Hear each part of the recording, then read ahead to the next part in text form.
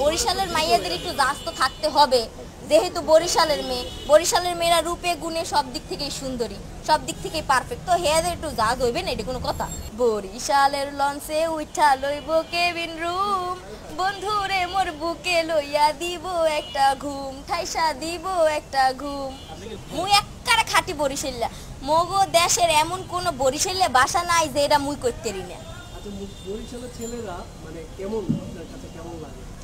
বরিশালের ছেলেরা আমি জানি না, বিকজ বরিশালের পোলাপাইন আমি বেশি একটা পছন্দ করি না, যেহেতু আমি নিজেই একজন বরিশাল্লা, যেহেতু মুই বরিশালের পোলাপাইন ভালো মতো চিনি যে কিরম হইতে রে, তো মুই হেলিকে বরিশালের পোলাপাইন অতটা পছন্দ করি না। আমি চাই মোর কপালে যেন বরিশালের পোলা একদমই না জোড়ে, কিন্তু কারণ মুই পছন্দ করি না। মুই বরিশালের মানুষ একটু মানু না, মানে বরিশালের পোলাপাইন জন্মের মতো আমার ভালোই লাগে না একটু। কিন্তু সবাই তো বলে যে বরিশালের ছেলেরা অনেক রোমান্টিক। জীবনেও না, কে বলছে বরিশালের পোলার রোমান্টিক হয়? এই কথা যেটা কইবে হে হইছে রং পারসন। বিকজ আমাদের বরিশালে কি বলে যে বরিশালে বিবাহ বিচ্ছেদ সব থেকে বেশি কম হয়। এমন না যে ছেলেরা প্রেমিক হয়, ছেলেরা খুব রোমান্টিক হয়, এমন বিষয়টা যে ছেলেরা ভয়ে বউয়ের সাথে কথা বলে না, জানে যে একটু কথা কইলেই বউ একটা কোড়া দেবে, এক কোড়ার ঠেলায় গেটি গুটি ভেঙে লাইবে, হেসে না কওয়াই ভালো। আচ্ছা, যদি বলি যে বরিশালের ছেলেরা মানে যে যারা বিয়ে করে জামাই হিসেবে কেমন আপ্যায়ন করেন? কেন আপ্যায়ন করি? কেন বরিশালে বিয়ে করলে কি মোর আপ্যায়ন করবো না? মগো বরিশালের মানু আপ্যায়ন দিক দিয়ে 100-তে 100। মগো শালুনের গেরা নেই তো মগো এলাকার মানু আইয়া পড়ে, তো মগো শালুনের গেরা নে মগো বউরা বউ মগো মাইয়ের জামাইরা আইবে না, কোনো কথা? মানে কি কি আপ্যায়ন করতে পারে? সব ধরনের খাবার দাবার থেকে শুরু করিয়া জামাইরে কিভাবে সেবা যত্ন করতে হয়, জামাইরে চোখ ছাড়া করবেই না মগো দেশের মানে, ছাড়বেই না। জামাই হইছে স্বর্ণের টুকরা।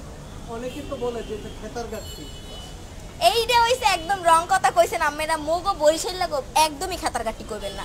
খেতার গাটি লইয়ে যায় না কেড়ে হেই মধ্যে একটু কন, এই যে নোয়াখালী সুরকন, কুমিল্লা কন বা আদার যে কান্ট্রি কন, এইসব কান্ট্রি যে বেড়ারা যায়, এরা কি গাটি সারা যায়, ব্যাগপত্র সারা যায় না? কেউ জামা পরে অ্যাডে যায়, হেলে মুই কম হেরা হয়েছে খাস, কারণ ওই যে একটু পরে অ্যাডে যায়, হেগ্য পরে 1 মাস থাইকা ইয়ে পরে, তো অবস্থা আর খাচ্ছ না। আমরা তো খাচ্ছ না, আমরা বরিশালের হচ্ছে একটা ব্র্যান্ড, এই জন্য আমরা সবসময় বস্তার ভিতরে বেশি বেশি জামা কাপড় নিয়ে যাই, বিকজ আমাদের তো একটা নিজেদের একটা ব্র্যান্ড বুঝাইতে হবে, তাই না? তো বারবার ড্রেস আপ চেঞ্জ করব, এইটা হচ্ছে গিয়ে খাতার গাটি মাটি কিছু না। গাটি হগলেই নেয় দোষ পরে, কথা আছে গু খায় হগল মাসে দোষ পরে, সরি গু খায় হগল মাসে দোষ পরে পাঙ্গাস মাসে। তো সব দেশের মানে এই খাতার গাটি টানে, কিন্তু দোষ হয়ে যায় বরিশাল লেগো। বরিশালের মেয়েদের একটু ঝাঁজ বেশি, এটা বরিশালের মাইয়াদের একটু জাজ তো থাকতে হবে, যেহেতু বরিশালের মেয়ে। বরিশালের মেয়েরা রূপে গুণে সব দিক থেকেই সুন্দরী, সব দিক থেকেই পারফেক্ট, তো হেয়াদের একটু জাজ হইবে না, এটা কোনো? ওই যে কয় লঞ্চের পুটকি ধরে যায়, হেডিয়া শোনেন, লঞ্চের পুটকি মুটকি ধরে যায় না, মগর বরিশালের যে সব লঞ্চের যে কেবিন রুম আছে, হেয়া দেখলে আমরা তো টাস্কি খেয়ে মরে যাবেন, 5 স্টারের থেকে কোনো অংশে কম। আর আপনারা কোন মোরা নাকি বরিশালেরা কি লঞ্চের পুটকি ধরে যায়, এই যে হইছে একবার ফাও কথা। এইসব কথা বাদ দেন, নাহলে দেখবেন কবে জানি বরিশালে গাতে একটা কোড়া খাইবেন। বরিশালের লঞ্চ নিয়ে একটা গান আছে, আপনি শুনছেন? হয় বরিশালের লঞ্চে উঠা লইব কেবিন রুম, বন্ধুরে মোর বুকে লইয়া দিব একটা ঘুম, ঠাইসা দিব একটা ঘুম। আপনি কি লঞ্চে গেছেন? সবসময় কি লঞ্চে যান নাকি বাসে? না, মুই বেশিরভাগ সময় বাসেই যাই, বাট লঞ্চে গেছি কয়েকবার। ভালোই লাগে যে বুকে আরে লঞ্চে উঠলে এই গানটা মনে পড়ে, লঞ্চে উঠলে এই গানটা মনে পড়বে। একবারে লঞ্চের সামনে যখন যাই খাড়াইবেন, বাতাসটা যখন আপনার সামনে আইবে, আপনি মনে করেন টাইটানিকের একটা ফিল পাইবেন, মনে করবেন যে আপনি টাইটানিকের জাহাজে আছেন, পিছনে আপনার হিরো আছে, আপনাকে নিয়ে বাতাসে উড়ে যাচ্ছে। আচ্ছা, সবাই তো অনেকেই বলে যে বরিশালের মেয়েরা একের অধিক প্রেম করে, মানে এই ব্যাপারটা একবারে ভুল কথা। বরিশালের মাইয়াগুলোকে প্রেম করো আগে, এরপরে বুঝবা বরিশালের মাইয়ারা কত ভালো। এই প্রেম করে না কেন, বর্তমান যুগে সকলেই 2-3টে প্রেম করে, কিন্তু বরিশালের মাইয়ার এক্সের ভালো, ওই জামাইরেই ভালো পাইবে, জামাইর লোকই থাকবে সারা জীবন, জামাইরেই খালি কইবে, ওই মারুক দরুক জামাইদেরই থাকবে। জয়িতাপুরে নিয়েছিলেন বরিশালে? জয়িতাপুর নিজেই তো নানা বাড়ি বরিশাল। আপনাদের বাড়িতে নিয়েছেন না, আমাদের বাড়িতে তো এখনো নেই। এক্সের ভালো হইবে, কোনো কথাই নাই। আফাই আই এক্সের বরিশালে করবে, আফাই কইবে মুই বরিশালে বলে বিয়ে হরমু, এক্সের হইবে না আবার। ওই না হইলে মুই আসি না, মোর রাতের পোড়া খাইলে এমনি হই যাবে। আপনি বরিশালের কথা বলছেন এবং আপনি বলছিলেন যে বরিশালের যে আপনি মানে সম্পর্ক বলেন বা লাইফ পার্টনার বলেন, এটা করবেন না, কিন্তু কোন জায়গাটায় আসলে আপনি স্পেসিফিক আপনার পছন্দের ছেলে আসলে একটু বলবেন? আমার মানিকগঞ্জের পোলা জমের মতো ভালো লাগে। মানিকগঞ্জের পোলারা মানে কি বলবো, এক্সের ভালো মাইয়া গো, এত ভালো পায়, গার্লফ্রেন্ড কোন বউ কোন সকলের এত বেশি ভালো পায় যা কওয়ার মতো না। মুই মানিকগঞ্জের বিগ ফ্যান। কিন্তু আজকে বরিশালের ছেলেরা তো আপনাকে ধুয়ে দিবে, এই ব্যাপারটা আপনি আসলে আজকে তেলে দেবে মুখি ডরাইনি, মুই বরিশালের মাইয়া, মোর লগে টক্কর নিতে আইবেন না, মুই ডরাই হা করে মোরে দুই দিন লইবে কি। কিন্তু আমরা সবসময় জেনে আসছি যে অনেক মেয়েরা মন্তব্য করে থাকে, অনেক জায়গার মেয়েরা, যে বরিশালের ছেলেরা অনেক ভালো এবং অনেক লাভার হয়। হইতে পারে যার যেমন, সবার তো আর একরকম টেস্ট হইতে পারে না, আমার টেস্ট আলাদা। মানে একজনে যদি আম খাইতে পছন্দ করে, আমি কাঁঠাল খাইতে পছন্দ করবো, মানে হ্যাঁ তো আর কইলে হইবে না।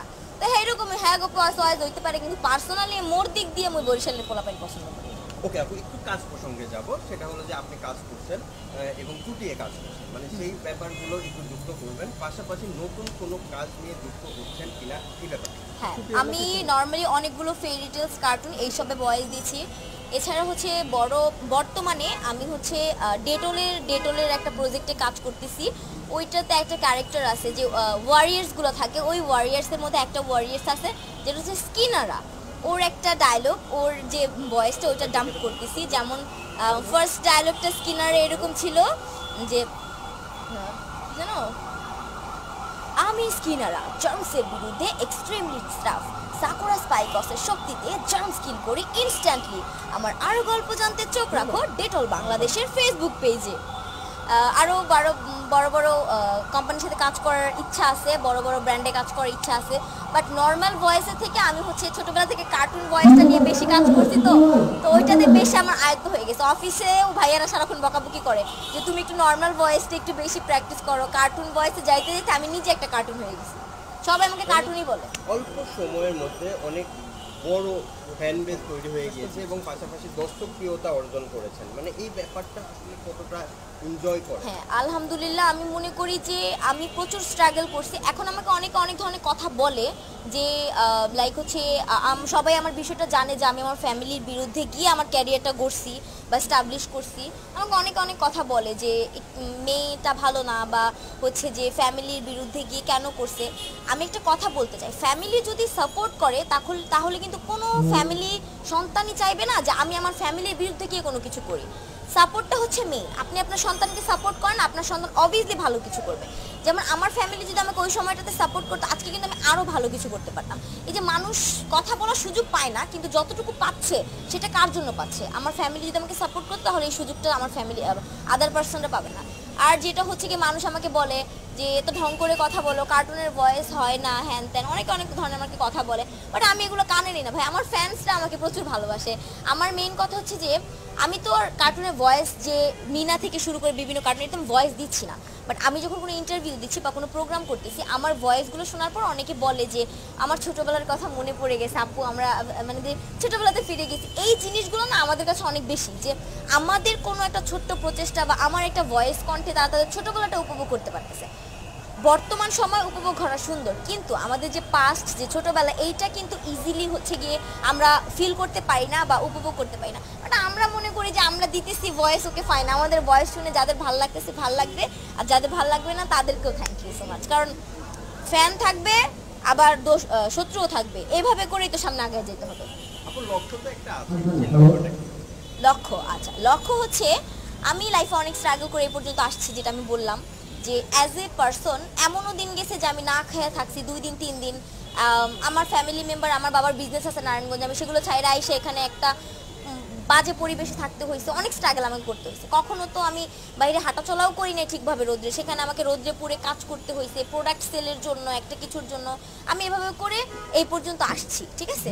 তো আমি যে চাচ্ছি যে বর্তমানে যে মেয়েগুলো যারা হচ্ছে যে আমার ক্যারিয়ার আছে, আমি কিছু করতে পারবো, বাট এই ফ্যামিলি কি বলবে বা মানুষ কি বলবে, সমাজ কি বলবে, এইসব চিন্তা ভাবনা করে যারা কিছু করতে পারতেছে না, তারা একটু ভাবনা চিন্তা করুক অ্যান্ড এইসবের ভিতর থেকে বের হয়ে নিজে কিছু করুক। সো আমি চাচ্ছি যে আমার যে লাইফ স্টোরিটা, এইটা নিয়ে আমি কোনো